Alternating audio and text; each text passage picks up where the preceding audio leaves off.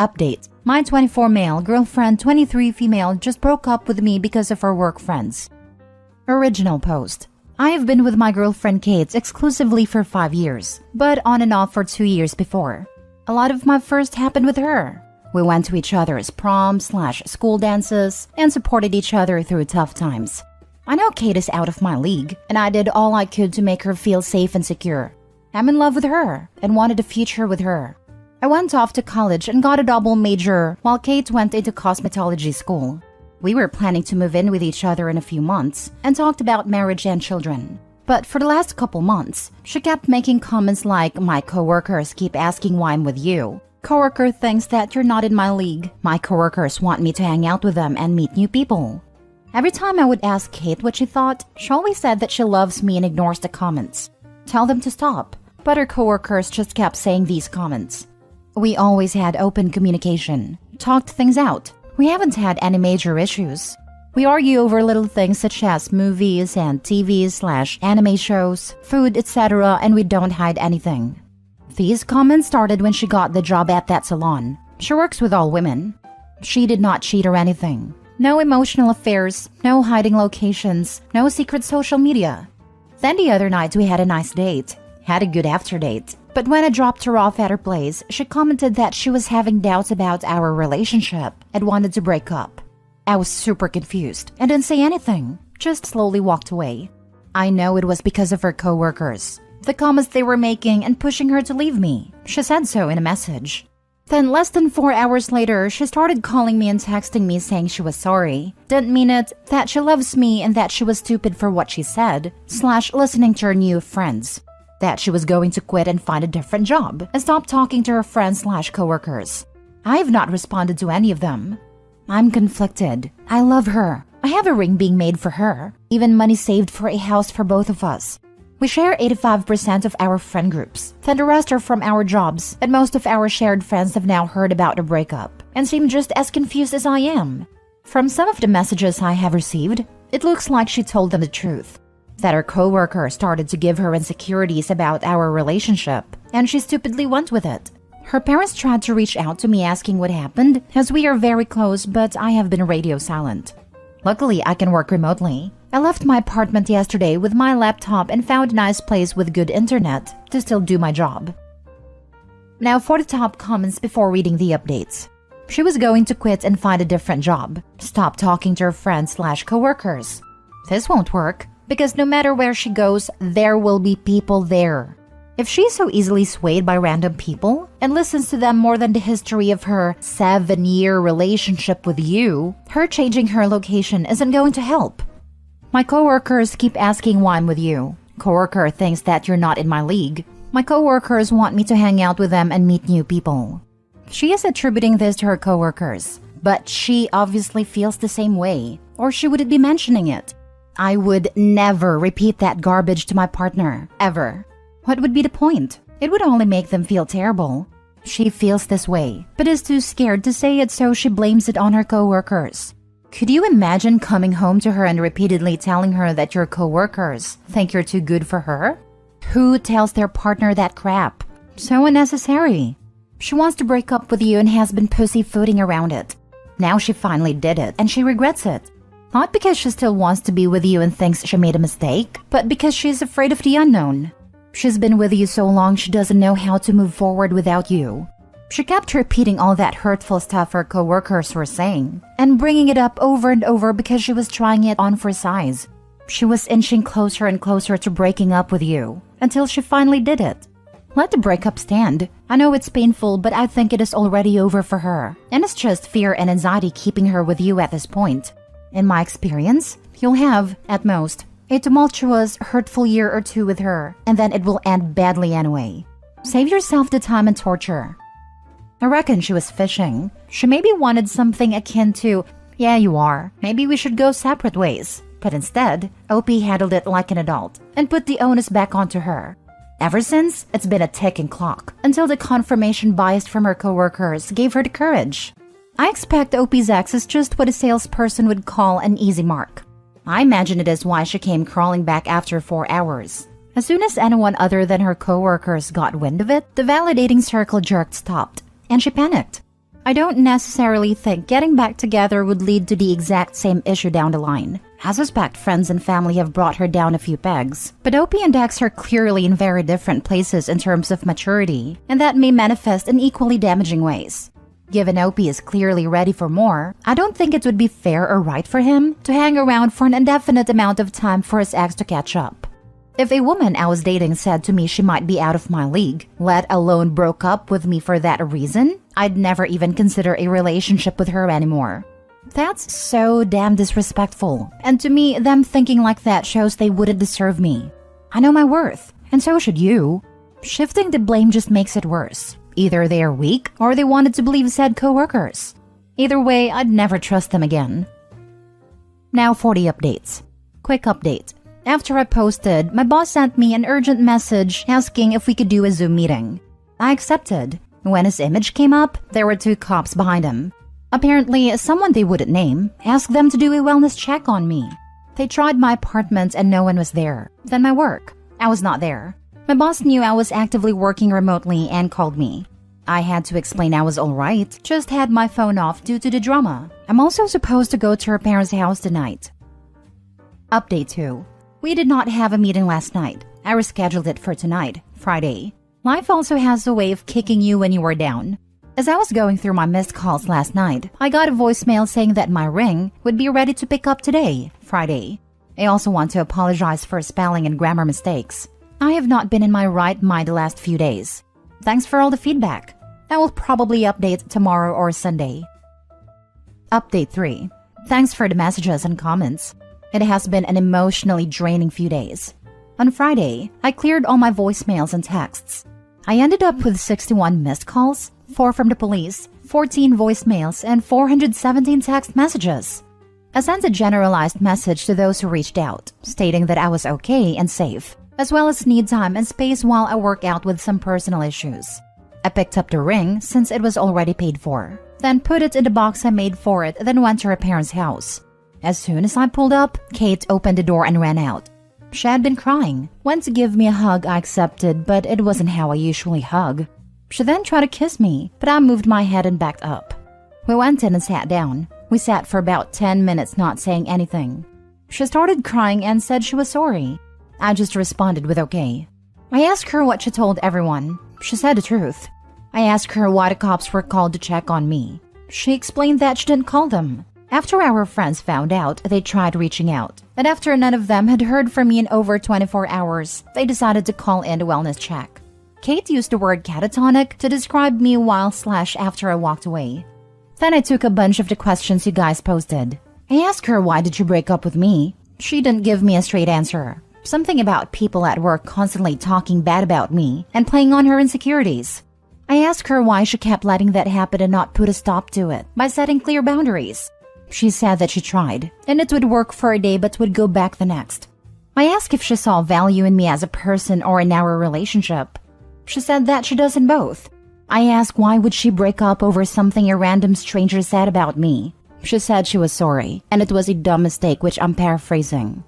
I asked how did they know about me or our relationship, and how much did you/they talked about me. The ladies at the salon overheard Kate talk to some of our friends or customers while she was working about me. Things we did like dates, birthday parties, etc. Did she believe her coworkers were right? She said no. I then followed up with why. She said again she did not know. I asked her if there was someone else. She immediately said no. She's never cheated, nor been tempted to. She offered me her phone, which I declined. I then told her how I felt. That sorry isn't enough. If she wants this relationship, she needs to prove it to me. I didn't care that her coworkers kept talking about us. It's that you listened.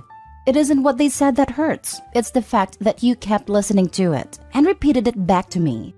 She didn't try hard enough to stop them, and it makes me feel like she had to feel the same way to an extent. That is what hurt and damaged the relationship. That her insecurities are what broke my trust, and I will now always think that this might happen again. She will run off at the next opportunity. She then asked why I just walked away. I told her that at that moment, just 2 sentences broke me and made me rethink my life up to that point and the future I was planning with us together. I was growing and making moves for that future. She started crying harder and I felt bad. The next thing I did, I regret. I asked her if she knew I was going to propose soon. She said no. I pulled out and showed her the box. I made the box as well. It has 2 buttons, one that says yes and one that says no. It has lights that say, "Will you be my life partner?" I set it on the table and pressed yes. The box opened and she started to cry even harder. The ring is both of our birthstones that form the shape of a complemented heart with small diamonds surrounding it, laser-engraved initials, and dates of our anniversary. I had it made so that it could be added onto if/when we had kids. Her parents were there, but were more just to make sure things kept civil. Her mom was crying, and her dad looked angry but not at me, and both made comments about the ring/box. I told her that the future I had planned was not going to happen anymore. We need to give each other space. At least 3 months with no communication. We need to take a step back and look at who we are and what we want moving forward. After that, we will see where we are at. But this is on my terms and timeline. I can't return the ring, so I don't know what to do with it. Might end up just give it to her if things don't work out, after 3 months or longer. She said that most of our shared friends told her off and blocked her. Her parents are angry and her little sister hasn't talked to her since the first night. I said I'm sorry, but actions have consequences. I wished her the best, thanked her parents for all they have done to me and hugged them. I knocked on her little sister's door who I have known all of her life, thanked her as well, hugged her and left. I have 4 months in my lease, and I'm thinking of possibly moving when it expires. Tonight I'm hanging out with a good friend, Mr. Johnny Walker, just for tonight. I will get my life going again tomorrow. I don't know if there will be another update or not. This made me so sad. It sounds like you were fully invested in a relationship, but I don't think she was, especially if she was that easily influenced by coworkers.